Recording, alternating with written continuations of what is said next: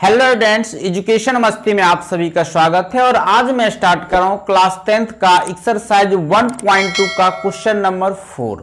Question number 4 में हमें कहा जा रहा है कि दो संख्याएं दिया हुआ है 306 और 657, उसका HCF दिया हुआ है हमें 9। तो कह रहा है इसका LCM क्या होगा। तो HCF हमें दिया हुआ है, HCF किसका 306 और 657, इसका HCF हमें दिया हुआ है 9।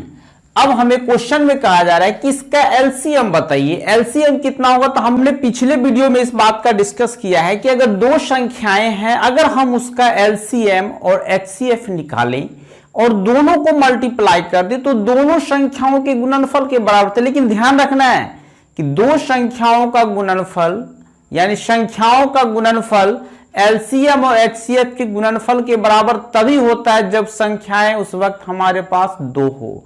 अगर दो से ज्यादा संख्याएं होती है तो उस वक्त ये कंडीशन, ये फॉर्मूला लागू मेरा नहीं होगा। यहां हम देख रहे हैं कि HCF ऑफ 306 और 657 के दिया हुआ है 9, और जिसमें मेरा पहला संख्या बन जाएगा 306 और दूसरा संख्या बन जाएगा 657।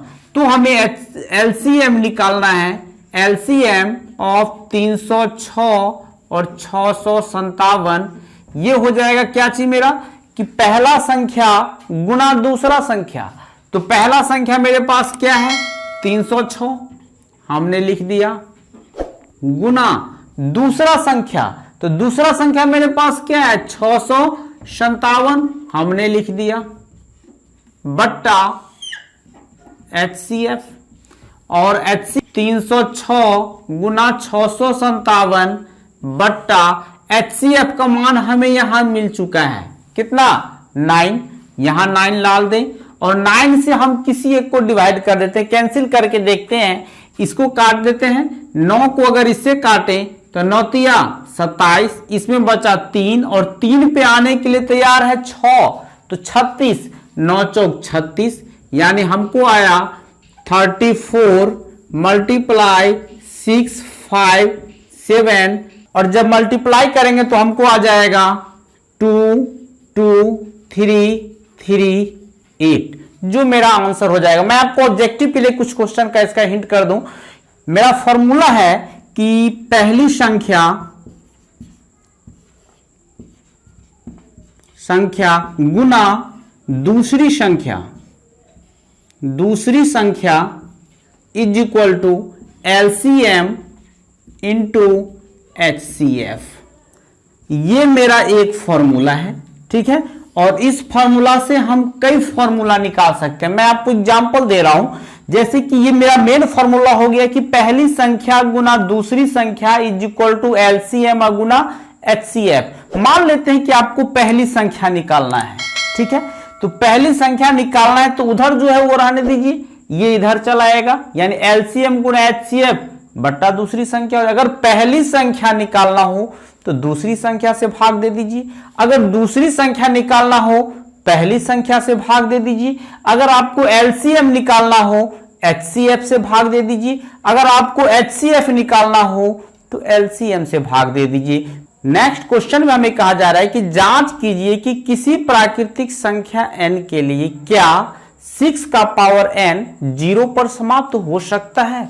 यानी हमको कह रहा है कि 6 का पावर n, अगर n का मान प्राकृतिक संख्या यानी 1 2 3 4 कुछ हम डालते चले तो क्या कभी ये भविष्य में इस पे 0 आ सकता है। जैसे कि 6 का पावर अगर हम 1 करते हैं तो 6 हो जाएगा, 6 का पावर अगर हम 2 कर देते हैं तो 36 हो जाएगा, 6 का पावर अगर हम 3 कर देते हैं 216 हो जाएगा, 6 का पावर अगर 4 कर देते हैं तो 1296 हो जाएगा। यानी अगर इसी तरह हम बढ़ते जाए तो क्या ये भविष्य में इसका इकाई अंक 0 हो सकता है। तो मैं कोई भी एक आप ऐसा संख्या लीजिए जिसका इकाई अंक 0 हो। जैसे कि हम एक संख्या ले लेते हैं 20, कोई सा भी ले सकते हैं, कोई प्रॉब्लम नहीं है इसके लिए। अब सोच के देखिए, अगर आप इसका अभाज्य गुणनखंड करेंगे 2 से तो 2 दाही 20, फिर 2 से 2 पंचे 10। कहे कि सर 20 ही क्यों, दूसरा भी ले लीजिए, ले लिया जाए। हम 50 लेके आपको दिखा रहे हैं। 2 से 25, फिर 2 से नहीं लगेगा, 5 से 25। आप देखिएगा, 1 नहीं 2 नहीं, आप 2 4 10 निकाल के देख सकते हैं। जब भी आप ऐसा संख्या जिसका इकाई अंक 0 हो, यानी 0 पे समाप्त हो रहा हो, अगर आप उसका निकालिए तो सभी संख्या में कम से कम 2 और 5 निश्चित मौजूद रहेगा। यानी यह कहने का मतलब हुआ कि किसी संख्या का इकाई अंक तभी 0 पे समाप्त हो सकती है जब उसके अभाज्य गुणनखंड में 2 और 5 दोनों मौजूद हो। जब तक दोनों मौजूद नहीं होगा उसका अंतिम अंक 0 कभी नहीं हो सकता है, इकाई अंक कभी 0 नहीं हो सकता है। मेरा क्वेश्चन जो था उसके लिए हम लोग एक मान लेते हैं, मेरा जो क्वेश्चन है उसके लिए हम मान लेते हैं कि माना कि a = 6 का पावर n, यानी a = हो गया, अगर 6 का अगर अभाज्य गुणनखंड करेंगे तो आपको मिल जाएगा 2 × 3 का पावर n। हम देख रहे हैं कि इसमें 2 मौजूद है लेकिन 5 नहीं है। अब 5 नहीं है तब तो इसके अंत में 0 कभी आ ही नहीं सकता है। किसी भी पावर का n, यानी कोई भी प्राकृतिक संख्या हम n क्यों ना डाल दें, कभी नहीं आएगा। यानी हम लिख सकते हैं कि इसमें जो हम देख रहे हैं कि 6 का पावर n, इसका जो अभाज्य गुणनखंड है इसमें 2 है लेकिन 5 नहीं है।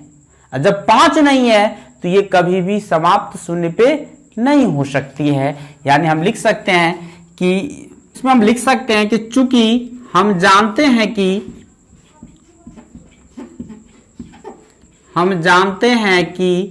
किसी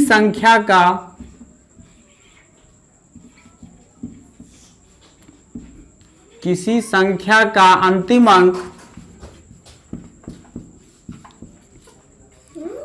अंक तभी 0 हो सकता है, तभी 0 हो सकता है जब उसके अभाज्य गुणनखंड में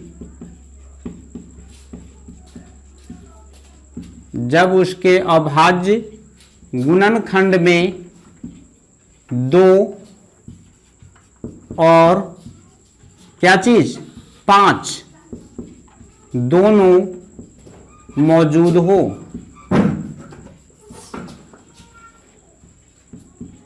परंतु यहां जो क्वेश्चन में दिया हुआ है, यहां 2 है 5 नहीं है, इसीलिए हम कह सकते हैं कि इसका जो अंतिम अंक होगा ये कभी भी 0 पे समाप्त नहीं हो सकता है। ठीक है, और उम्मीद है कि ये वीडियो आपको अच्छा लगा हो। अगर हमारा ये वीडियो आपको अच्छा लगे तो वीडियो को लाइक करें, शेयर करें, और चैनल पे नए हैं तो हमारे चैनल को सब्सक्राइब करें। फिर मिलते हैं हम नेक्स्ट वीडियो में। धन्यवाद।